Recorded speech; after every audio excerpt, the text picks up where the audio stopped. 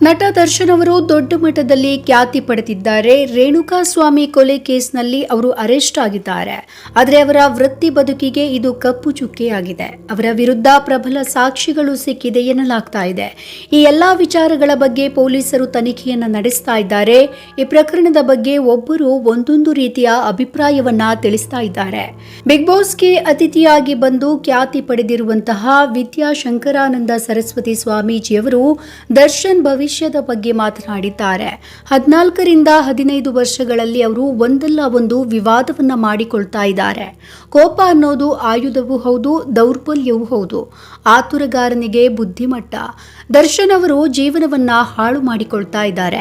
ಯಾರ ತಪ್ಪು ಯಾರ ಸರಿ ಎಂಬುದನ್ನು ನಾವು ಹೇಳಬಾರದು. ಕ್ರಿಯೆಗೆ ತಕ್ಕ ಪ್ರತಿಕ್ರಿಯೆ ಬರುತ್ತೆ ಎಂದಿದ್ದಾರೆ ವಿದ್ಯಾಶಂಕರಾನಂದ ಸ್ವಾಮೀಜಿಗಳು. ದರ್ಶನ್ ಅವರ ಜನ್ಮದಿನ, ರಾಶಿ, ನಕ್ಷತ್ರ ಉಲ್ಲೇಖಿಸಿ ಮುಂದೇನಾಗಬಹುದು ಎನ್ನುವುದನ್ನ ಸ್ವಾಮೀಜಿಗಳು ವಿವರಿಸಿದ್ದಾರೆ. 2011ರಿಂದ ಗುರುದಶೆ ಶುರುವಾಗಿದೆ. ಅವರು ಈಗ ದೊಡ್ಡ ಅಪರಾಧವನ್ನ ಅನುಭವಿಸ್ತಾ ಇದ್ದಾರೆ. ಹಲವು ದಿನ ಜೈಲಿನಲ್ಲಿ ಇದ್ರು. ಹೊರಗೆ ಇರೋ ದರ್ಶನ್ಗೂ ಆಂತರ್ಯದಲ್ಲಿರೋ ದರ್ಶನ್ಗೂ ಸಾಕಷ್ಟು ವ್ಯತ್ಯಾಸ ಇದೆ. ಗುರುದಶೆ ಶುರುವಾಗಿದಿಂದ ಅವರು ಮೇಲೆ ಹೋಗೋದು, ಪಾತಾಳಕ್ಕೆ ಬೀಳೋದು ಆಗ್ತಾ ಇದೆ ಎಂದಿದ್ದಾರೆ ಗುರೂಜಿ ಅವರು. ಚಿತ್ರದುರ್ಗದ ರೇಣುಕಾಸ್ವಾಮಿ ಪ್ರಕರಣಕ್ಕೆ ಸಂಬಂಧಿಸಿದಂತೆ ದರ್ಶನ್ರನ್ನ ಮತ್ತೆ 14 ದಿನಗಳ ಕಾಲ ನ್ಯಾಯಾಂಗ ಬಂಧನಕ್ಕೆ ಇರಿಸಲಾಗಿದೆ. ಇತ್ತ ಪೊಲೀಸರು ತನಿಖೆಯನ್ನ ಇನ್ನಷ್ಟು ಚುರುಕುಗೊಳಿಸಿದ್ದಾರೆ. ಈ ಕೇಸ್ಗೆ ಪ್ರತ್ಯಕ್ಷವಾಗಿ ಪರೋಕ್ಷವಾಗಿ ಸಂಬಂಧಪಟ್ಟವರಿಗೆ ನೋಟಿಸ್ ಅನ್ನ ನೀಡಿ ವಿಚಾರಣೆ ಮಾಡಲಾಗ್ತಾ ಇದೆ. ಹಾಗೆ ಡೆವಿಲ್ ಸಿನಿಮಾದ ನಿರ್ದೇಶಕ ಮಿಲನ್ ಪ್ರಕಾಶ್ಗೂ ಕೂಡ ನೋಟಿಸ್ ನೀಡಲಾಗಿತ್ತು. ಈ ಸಂದರ್ಭ ದರ್ಶನ್ ನಟಿಸ್ತಾ ಇದ್ದಂತಹ ಡೆವಿಲ್ ಸಿನಿಮಾದ ನಿರ್ದೇಶಕ ಮಿಲನ್ ಪ್ರಕಾಶ್ ಬಸವೇಶ್ವರ ನಗರ ಪೊಲೀಸ್ ಠಾಣೆಯಲ್ಲಿ ವಿಚಾರಣೆಗೆ ಹಾಜರಾಗಿದ್ದರು. ಸುಮಾರು 1.5 ಗಂಟೆಗಳ ಕಾಲ ನಿರ್ದೇಶಕ ಮಿಲನ್ ಪ್ರಕಾಶ್ ಅವರನ್ನ ವಿಚಾರಣೆ ಮಾಡಲಾಗಿದೆ ಎಂಬುದು ವರದಿಯಾಗಿದೆ. ದರ್ಶನ್ ಜೈಲು ಸೇರಿದ ಮೇಲೆ ತೀವ್ರಗೊಂಡ ವಿಚಾರಣೆಯಲ್ಲಿ ಯಶಸ್ಸು, ಸೂರ್ಯ, ಮಿಲನ್ ಪ್ರಕಾಶ್ ಅವರಂತಹ ಹೆಸರು ಕೇಳಿ ಬರ್ತಾ ಇದೆ. ದರ್ಶನ್ ನಟಿಸ್ತಾ ಇದ್ದ ಡೆವಿಲ್ ಸಿನಿಮಾದ ನಿರ್ಮಾಪಕ ಕಂ ನಿರ್ದೇಶಕ ಮಿಲನ್ ಪ್ರಕಾಶ್ ಅವರಿಗೆ ನೋಟಿಸ್ ನೀಡಿದ ಬೆನ್ನಲ್ಲೇ ವಿಚಾರಣೆಗೆ ಅವರು ಹಾಜರಾಗಿದ್ರು. ಎಸಿಪಿ ಕಚೇರಿಯಲ್ಲಿ ಇವರನ್ನ ವಿಚಾರಣೆಗೆ ಹಾಜರಾಗಿಸಲಾಗಿತ್ತು. ರೇಣುಕಾಸ್ವಾಮಿ ಕೊಲೆಯಾದ ಬಳಿಕ ಮೈಸೂರಿನಲ್ಲಿ ದರ್ಶನ್ ಡೆವಿಲ್ ಸಿನಿಮಾ ಶೂಟಿಂಗ್ಗೆ ಭಾಗಿಯಾಗಿದ್ರು. ಅಲ್ಲಿನ ಕೆಲವು ವಿಚಾರಗಳನ್ನ ಮಿಲನ್ ಪ್ರಕಾಶ್ ಅವರಿಂದ ಮಾಹಿತಿ ಪಡೆದಿದ್ದಾರೆ ಎನ್ನಲಾಗಿದೆ. ಚಿತ್ರದುರ್ಗದ ರೇಣುಕಾಸ್ವಾಮಿ ಬರ್ಬರವಾಗಿ ಹತ್ಯೆಗೀಡಾಗಿದ್ದಾರೆ. ಪವಿತ್ರ ಗೌಡಗೆ ಅಶ್ಲೀಲವಾಗಿ ಸಂದೇಶ ಕಳುಹಿಸಿದ್ದ ಕಾರಣಕ್ಕೆ ಚಿತ್ರದುರ್ಗದಿಂದ ರೇಣುಕಾಸ್ವಾಮಿ ಅವರನ್ನ ಕರೆತಂದು ಬೆಂಗಳೂರಿನ ಪಟ್ಟದಗೆರೆ ಶೆಡ್ನಲ್ಲಿ ಅಮಾನುಷವಾಗಿ ಕೊಲೆ ಮಾಡಲಾಗಿದೆ. ಈ ಕೊಲೆ ಕೇಸ್ನಲ್ಲಿ ದರ್ಶನ್ ಗೆಳತಿ ಪವಿತ್ರ ಗೌಡ ಮೊದಲನೇ ಆರೋಪಿಯಾಗಿದ್ರೆ ಕನ್ನಡದ ನಟ ದರ್ಶನ್ 2ನೇ ಆರೋಪಿ. ರೇಣುಕಾಸ್ವಾಮಿ ಕೊಲೆ ನಡೆದಿದ್ದು ಹೇಗೆ? ಕೊಲೆಗೂ ಮುನ್ನ ಪಟ್ಟದಕೆರೆ ಶೆಡ್ನಲ್ಲಿ ಏನೆಲ್ಲ ಆಯಿತು ಎಂಬುದು ಪೊಲೀಸರ ತನಿಖೆಯ ಮೂಲಕ ಬಯಲಾಗಿದೆ. ಇದೀಗ ಸ್ಫೋಟಕ ಅಂಶವೊಂದು ಬಹಿರಂಗ ಆಗಿದೆ. ಹತ್ಯೆ ನಡೆಯುವ ಮುನ್ನ ರೇಣುಕಾಸ್ವಾಮಿಗೆ ಹಂತಕರು ಹೊಟ್ಟೆ ತುಂಬ ಊಟ ಕೊಟ್ಟಿದ್ದಾರೆ. ಹಾಗೆ ಊಟವನ್ನ ಮಾಡಿಸಿ ಅನಂತರ ಹಂತಕರು ಚಿತ್ರಹಿಂಸೆಯನ್ನ ಕೊಡಲು ಆರಂಭಿಸಿದ್ದಾರೆ.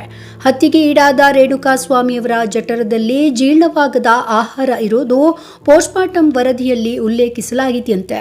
ಸಂಜೆ 4:30ರಿಂದ 5 ಗಂಟೆ ಸುಮಾರಿಗೆ ಆಹಾರ ಸೇವಿಸಿರಬಹುದು ಅಂತ ಅಂದಾಜಿಸಲಾಗಿದೆ. ಆಹಾರ ಸೇವನೆಯಾದ ಬಳಿಕ ಹತ್ಯೆ ನಡೆದಿರುವಂಥದ್ದು ಕೂಡ ತಿಳಿದು ಬಂದಿದೆ. ರೇಣುಕಾಸ್ವಾಮಿ ಕೊಲೆ ಕೇಸ್ಗೆ ಸಂಬಂಧಿಸಿದಂತೆ ಒಟ್ಟು 17 ಆರೋಪಿಗಳಿಗೆ ನ್ಯಾಯಾಂಗ ಬಂಧನ ವಿಧಿಸಲಾಗಿದೆ. ದರ್ಶನ್, ಪವಿತ್ರ ಗೌಡ ಸೇರಿದಂತೆ 13 ಆರೋಪಿಗಳು ಪರಪ್ಪನ ಅಗ್ರಹಾರ ಜೈಲಿನಲ್ಲಿದ್ದಾರೆ. ಉಳಿದ 4 ಆರೋಪಿಗಳನ್ನ ಭದ್ರತಾ ದೃಷ್ಟಿಯಿಂದ ತುಮಕೂರು ಜೈಲಿನಲ್ಲಿ ಇರಿಸಲಾಗಿದೆ. ಪವಿತ್ರ ಗೌಡಗೆ ರೇಣುಕಾಸ್ವಾಮಿ ಅಶ್ಲೀಲ ಸಂದೇಶವನ್ನ ಕಳುಹಿಸಿದ್ರು ಎನ್ನಲಾಗಿದೆ. ಈ ವಿಚಾರ ಬೆಳಕಿಗೆ ಬಂದ ತಕ್ಷಣ ರೇಣುಕಾಸ್ವಾಮಿ ಬಳಸ್ತಾ ಇದ್ದ ಫೇಕ್ ಅಕೌಂಟ್ನಿಂದ ನನಗೂ ಕೂಡ ಅಶ್ಲೀಲ ಸಂದೇಶ ಬಂದಿತ್ತು ಎಂದು ಚಿತ್ರಾಲ್ ರಂಗಸ್ವಾಮಿ ಮತ್ತು ಸೋನು ಶ್ರೀನಿವಾಸ್ ಗೌಡ ಆರೋಪಿಸಿದ್ರು. ಈ ಕುರಿತು ಸೋಷಿಯಲ್ ಮೀಡಿಯಾದಲ್ಲಿ ಚಿತ್ರಾಲ್ ರಂಗಸ್ವಾಮಿ ಮತ್ತು ಸೋನು ಗೌಡ ಪೋಸ್ಟ್ ಅನ್ನು ಹಂಚಿಕೊಂಡಿದ್ರು. ಇದೀಗ ಇದೇ ವಿಚಾರಕ್ಕೆ ಸಂಬಂಧಿಸಿದಂತೆ ರೇಣುಕಾಸ್ವಾಮಿ ತಾಯಿ ರತ್ನಪ್ರಭಾ ಪ್ರತಿಕ್ರಿಯೆ ನೀಡಿದ್ದಾರೆ. ಮೆಸೇಜ್ ಮಾಡಿದ್ದೇ ನಿಜ ಆಗಿದ್ರೆ ಇಷ್ಟು ದಿನ ಏನ್ ಮಾಡ್ತಾ ಇದ್ರು? ಪೊಲೀಸ್ ಸ್ಟೇಷನ್ಗೆ ಕಂಪ್ಲೇಂಟ್ ಅನ್ನ ಕೊಡಬೇಕಿತ್ತು. ಮೊದಲೇ ಹೇಳಿದ್ರೆ ನಾವು ಎಚ್ಚೆತ್ತುಕೊಳ್ತಾ ಇದ್ವಿ, ಅವನಿಗೆ ಬುದ್ಧಿ ಹೇಳ್ತಾ ಇದ್ವಿ. ಅವನ ಹತ್ಯೆ ಆದ್ಮೇಲೆ ಬಂದು ನಮಗೂ ಮೆಸೇಜ್ ಮಾಡ್ತಿದ್ದ ಅಂದ್ರೆ ಇಷ್ಟು ದಿನ ಏನು ಬಾಯಲ್ಲಿಟ್ಕೊಂಡಿದ್ರು? ಕಡಬನ್ನ ಇಟ್ಕೊಂಡಿದ್ರ ಗೊತ್ತಲ್ವಾ ಅವರಿಗೆ, ಸಿನಿಮಾ ತಾರೆಯರು ನಟಿಯರು ಅಂತಾರೆ, ಏನ್ ಮಾಡ್ತಾ ಇದ್ರು, ಈಗ ಎಲ್ಲ ಆದ್ಮೇಲೆ ಹೇಳಿದ್ರೆ ಏನು ಪ್ರಯೋಜನ ಅಂತ ರೇಣುಕಾ ಸ್ವಾಮಿ ತಾಯಿ ರತ್ನಪ್ರಭಾ ಪ್ರಶ್ನೆ ಮಾಡಿದ್ದಾರೆ.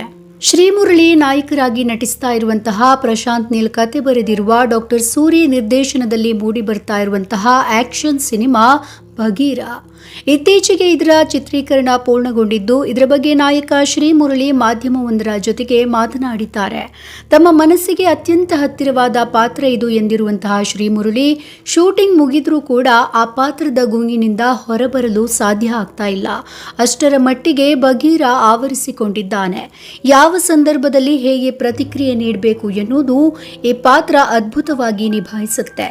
ಅದನ್ನ ತೆರೆ ಮೇಲೆ ನೋಡುವಾಗ ಬೇರೆಯೇ ಅನುಭವ ಸಿಗುತ್ತೆ. ಈ ಪಾತ್ರಕ್ಕಾಗಿ ಸಿದ್ಧಗೊಳ್ಳುವಾಗ ಡಯೇಟ್, ಜಿಮ್, ಕಸರತ್ತನ್ನ ಮಾಡಿದ್ದು ಒಂದೆಡೆ ಆದ್ರೆ ಇನ್ನೊಂದೆಡೆ ಮಾನಸಿಕವಾಗಿ ಗಟ್ಟಿಯಾಗಿರಬೇಕು ಅಂತ ಅವರು ಹೇಳಿದ್ದಾರೆ.